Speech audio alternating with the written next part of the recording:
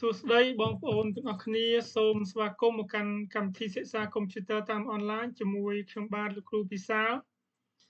ថ្ងៃនេះយើងនឹងរៀនមេរៀនទី5របៀបនៃការទាញយកឯកសារចូលមកក្នុងកម្មវិធី Microsoft Word របស់យើងអញ្ចឹងរបៀបនៃការទាញឯកសារហ្នឹងគឺយើងមាន2របៀបទី1គឺយើងបើកឯកសារដែលយើងចង់ទាញយកមកដាក់ក្នុងឯកសារចាស់របស់យើងនេះគឺយើងបើកវាហើយយើងអាច copy វាហើយយកមក paste ដូចដែលយើងធ្លាប់រៀនពីកន្លងមកទី2យើងអាច insert វាបញ្ចូលនៅក្នុងឯកសារយើងតែម្ដងក៏បានដែរអញ្ចឹងយើងទៅមើលរបៀបទី1សិនណាអញ្ចឹងទី1គឺរបៀបបើកឯកសារនឹងហើយ copy វាហើយ paste ចូលកន្លែងណាដែលយើងចង់ឲ្យវាដាក់វាចូលណាឧទាហរណ៍ថាយើងចង់ដាក់វាចូលកន្លែងនេះអញ្ចឹងដើម្បីធ្វើឲ្យបានបងប្អូនចូលទៅខាងឆ្វេងដៃកន្លែង file ចុចលើ file មកហើយ open យើងនៅក្នុងនេះមានពាក្យ open អញ្ចឹង open យើងនឹង browse វាដើម្បីរកមើលឯកសារដែលយើងចង់យកវាមកបញ្ចូលនៅក្នុងឯកសាររបស់យើងអញ្ចឹងឧទាហរណ៍ថាយើងដាក់នៅក្នុង folder នេះអញ្ចឹងយើងអាច select វាមកជាប្រភេទ Word document ដូចគ្នាណាអញ្ចឹងយើងទៅចុចលើវាហើយយើងចុច open អញ្ចឹងកាលណាវា open វានឹងចេញមួយឯកសារមួយទៀតនៅលើផ្ទាំង Word មួយទៀតអញ្ចឹងយើងអាច copy វាមក Control A មកចុច Control C copy ហើយយកវាមកបញ្ចូលនៅក្នុងឯកសារដែលយើងចង់ដាក់វាហ្នឹង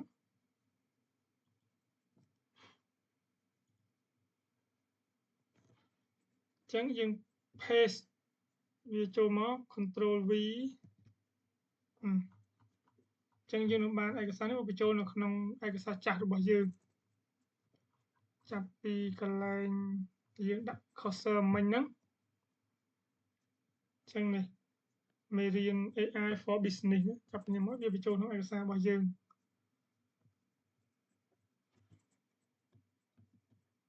អូខេអញ្ចឹងចំណុចទី1យើងដឹងហើយរបៀបពីបើឯកសារហើយយើង copy វាហើយ paste ចូលនៅក្នុងឯកសារចាស់ដែលយើងចង់ឲ្យវាចូលមកអញ្ចឹងងាយទេអញ្ចឹងចូលដល់ចំណុចទី2របៀបទាញយកឯកសារដោយប្រើ insert text file អញ្ចឹងឧទាហរណ៍ថាយើងចង់បញ្ចូលឯកសារនោះនៅខាងក្រោមនេះអញ្ចឹងយើងចូលពាក្យ insert អញ្ចឹងនៅខាងលើនេះគឺលេខរៀងទី3បន្ទាប់ពី file មក home បន្ទាប់ពី home មក insert យើងចុចលើវាមកវានឹងចេញយើងអូសមកខាងស្ដាំបំផុតមានកន្លែង text group កន្លែង text group មានពាក្យ object ចុចលើវាមកខាងក្រោម object មាន text from file អញ្ចឹងចុចលើវាមកវានឹងរត់ទៅរកមើលឯកសារដែលយើងចង់បញ្ចូលមកឧទាហរណ៍ថាឯកសារមិញហ្នឹងអញ្ចឹងយើងចុចលើវាដូចគ្នាមកចុចពាក្យ insert អញ្ចឹងវាក៏ចូលមកដូចគ្នាដែរដូចតែយើងបើហើយ copy មកដាក់ដូចគ្នាណានេះអញ្ចឹងយើងដាក់ខាងក្រោមចំណងជើងមិញគឺមេរៀនAI for Business គឺយើងបញ្ចូលវានៅក្នុងឯកសាររបស់យើងនេះបានដូចគ្នាណាហើយយើងត្រឡប់ទៅវិញ undo ទៅវិញអញ្ចឹងយើងយល់ហើយអំពីរបៀបនៃការបើកឯកសារដើម្បីបញ្ចូលនៅក្នុងឯកសារ Word របស់យើងទី1យើងបើកហើយយើង copy វាយកមកដាក់យកមក paste ចូលកន្លែងដែលយើងចង់ដាក់ទី2យើង insert វា direct តែម្ដង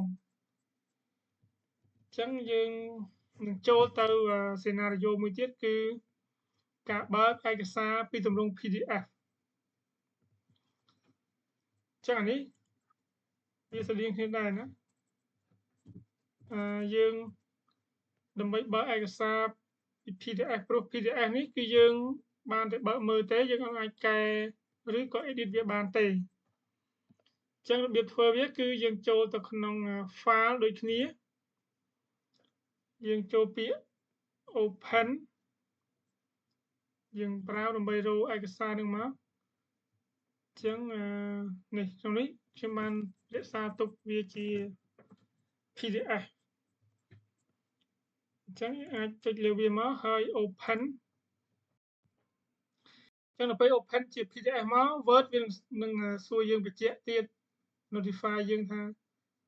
ទៀតហើយយើងក៏ចុច OK មកវានឹងអាចបើកកម្មវិធីនោះបានគ្រាន់តែសម្រាប់ PDF អក្សរខ្មែរវារត់ញ៉ៃបន្តិចតែបើអង់គ្លេសវាមកធម្មតាអត់អីទេអ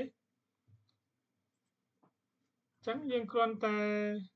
copy វាដូចពីមុនមក Control A ហើយ copy វាយកមកដាក់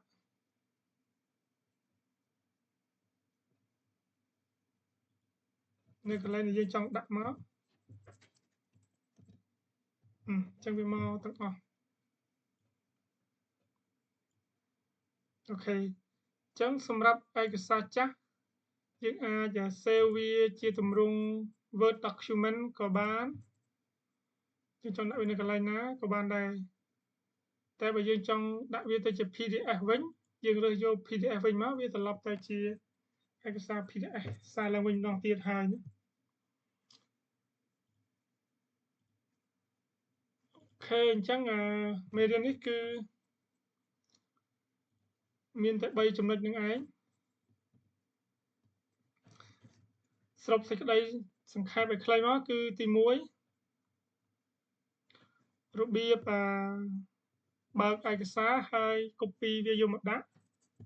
ចំណុចទី2គឺរបៀប insert direct ចូលតែម្ដងទី3យើងចេះពីរបៀបក្នុងការបើក